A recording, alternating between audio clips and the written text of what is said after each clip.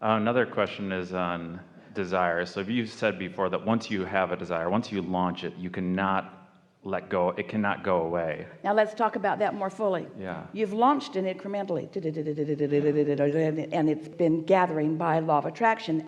That's worth talking about now, since we just told you that earlier. You'll hear this in a new way. So you've been putting the pieces of your desire into your vortex, and your inner being stands there. And what did we just say about the comparative attraction power of your inner being versus you? So can you feel the power of what's going on in your vortex? Can you just imagine what's going on in your vortex? Can you feel the wonder and the empire and the massiveness and the bigness and the goodness and the value of what's in your vortex? What your inner being has stood there and attracted to that on your behalf, because you are it and it is you. Can you feel how big that is? And so when you talk about desire, we want to say that's that desire, that's that desire. That desire is there. It's bigger than you know.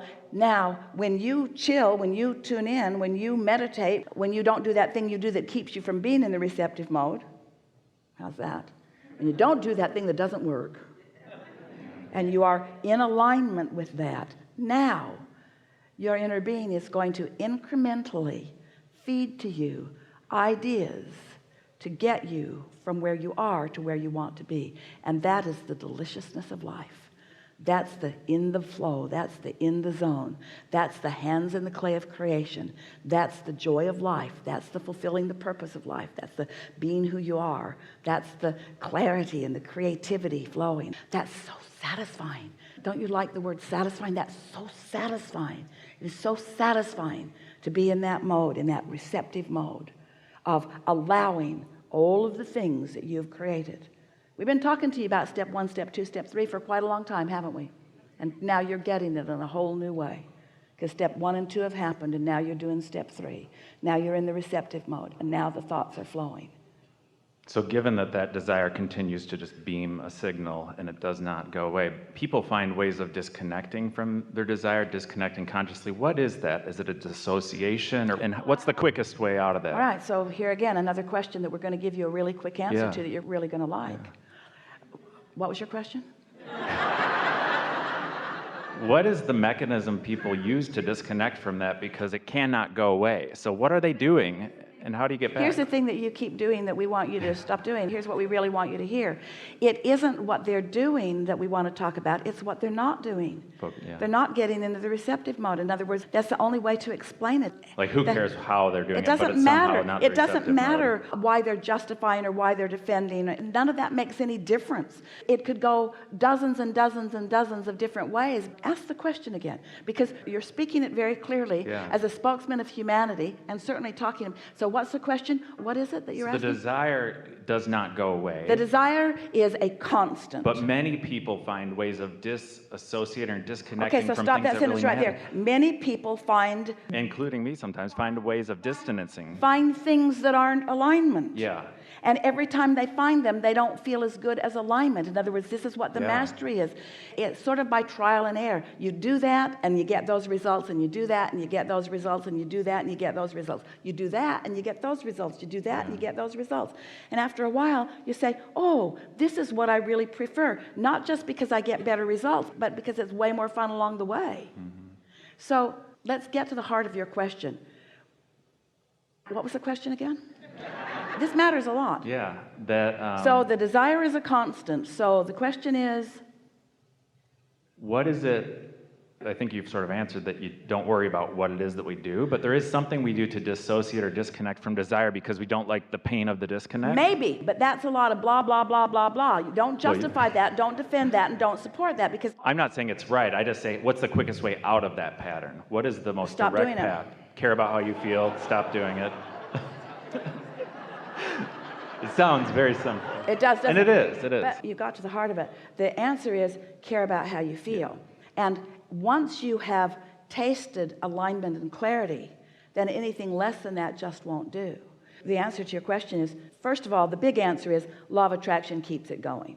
So that's what we were saying. Law of attraction just keeps feeding you that stuff because that's where you are. You get what you think about, and it starts to feel reasonable to you because you think it, and then it is, and then you observe it, and then you think it, and then it is, and then you observe it. And so it's just a cycle. The answer to your question is law of attraction. Yeah. But another answer to the question is, I must not care enough about that feeling of clarity and that feeling of alignment if I'm willing to go another route. And another answer to the question is, most everybody else is doing that, so it seems reasonable. It seems reasonable to someone who hasn't experienced the mastery.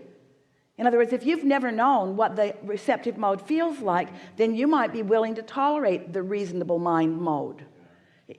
But once you've tasted what alignment and clarity feels like, and what streaming non-physical consciousness feels like, and about really being fully who you are feels like, then anything less than that is just not enough. And so you really have to just live enough of it and ask enough questions and come to strong enough decisions about what you want.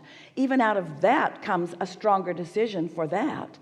In other words, if you have filled your vortex of all kinds of things and your inner being has occasionally given you guidance and insight, and you've tasted what that feels like, and now you're in a mode of feeling indecision instead, that moment of indecision makes you ask for more decisiveness. That moment of confusion makes you ask for more clarity. And so you just add more to your vortex, so now your inner being is feeding more of it to you. But it doesn't matter how much your inner being knows, and it is infinite intelligence. And it doesn't matter how much you have created in your vortex, and it's more than we can even talk about if we talk to you every day for the rest of this physical life experience. It doesn't matter. None of that matters if you're not in the receptive mode. It doesn't matter how much is queued up for you if you don't tap in and let it flow. It doesn't matter. And it doesn't matter why you're not doing it. It only matters that you're not doing it. The why you're not doing it doesn't matter when you know how to do it. Yeah, I think. And so we would spend no time justifying why you're not doing it. We want to give no reason to why you're not doing it. You're not doing it because it doesn't matter enough to you to do it. And when it matters enough to you to do it, then you'll get up in the morning and you'll meditate. You'll tune in. You'll dance to the music. You'll take your swim. You'll do the things that make you feel good. You'll get out into the world. You'll breathe deeply. You'll care about how you feel. You'll turn to the things that are surefire tuning mechanisms. In other words, you'll do those things that you know cause you to feel that way, and you will not accept not being tuned in. And so you won't show up just because they expected you to at work. You won't show up just because they said you should be there, and you won't toe the mark just because somebody else said that you would. You'll say to anybody that asks, I have a higher purpose and I intend to line up with it, and please don't fire me. Because I'll get there. Just want to say, last time I was up here, I ended by saying something about if Esther ever has an opening on her team or staff, and I just heard that story earlier, thought maybe it sounds like there could be. I know it's a shameless plug. Thank you. Gracias.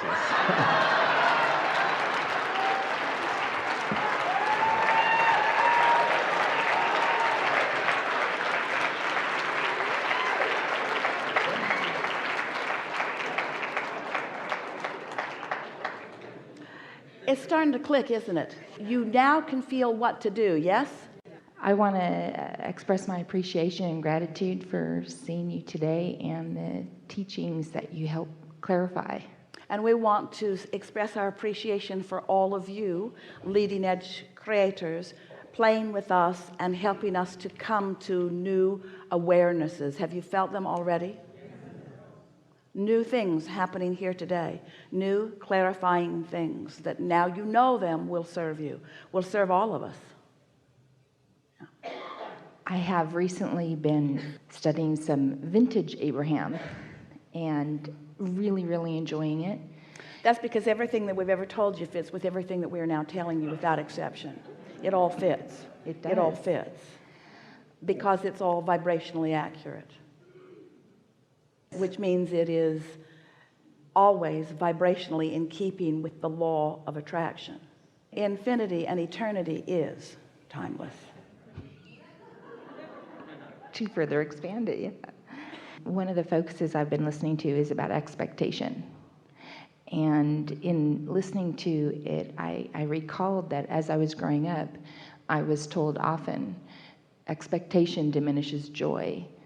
And I realized as I was listening to some of the... Well, not being in alignment with my own expectation diminishes joy. You're helping us to say something that we've never said before. Think about this vortex and think about your inner being there. And let's call that expectation. What about that? Expectation, because your inner being knows what you want and feels no doubt about it. And so that is perfect expectation. So expectation does not diminish joy. Expectation is joy. Being off of it vibrationally diminishes your joy. In other words, what that statement says is you cannot focus in opposition to who you are and all that you've become and feel good at the same time. We would call that a diminishment of joy. You cannot focus in opposition to who you really are and what the source within you knows you to be. When I was listening to it, I was extrapolating even further. What would have probably been more accurate to be told was expectation without belief diminishes joy. Well, expectation includes desire and beliefs. Expectation is the whole thing. Desire and belief all rolled together. That's what expectation is. And that's what your inner being holds. But a lot of times people use the word expectation when they doubt. And we think that's an improper use of the word, or of the word in the way that we mean it to be. Because you get what you expect all the time. If you expect things not to go well, they don't go well. You see, and we get it, how what you're observing does cause your expectation. In other words, as we were talking just a moment ago about what causes that, in other words, observation of what is what often keeps you from being a vibrational match to what you're really wanting. And it's not an easy thing to observe what you don't want without that momentum taking over.